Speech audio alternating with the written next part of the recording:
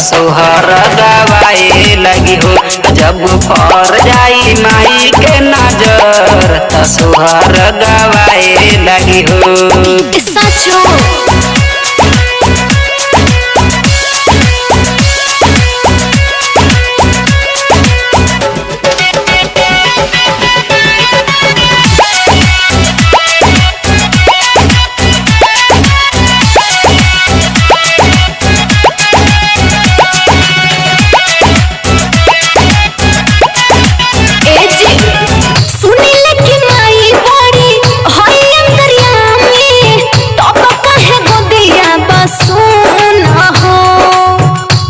नहीं देर रख माई पे भरोसा हर ली सब अवगुण हो।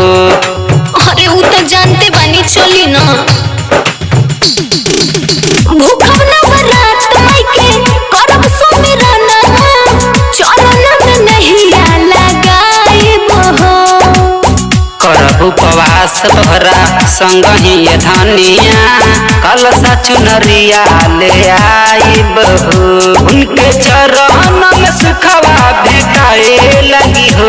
जब पर जाई माई के नजर सोहर गवाए लगी हो। जब पर जाई माई के नजर सोहर गवाए लगी हो। अरे ये तो मांगते बानी जी।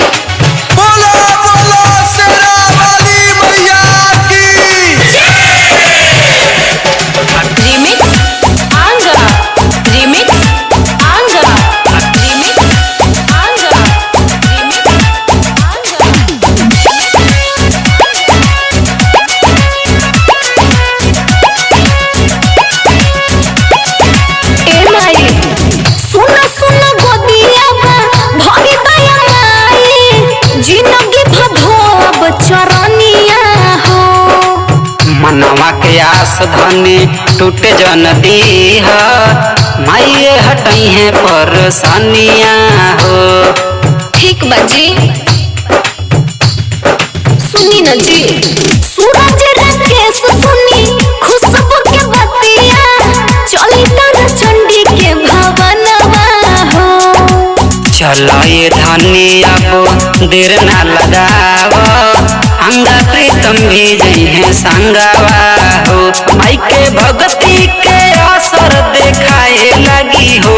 जब पर जाई माई के नजर सोहर गवाए लगी हो।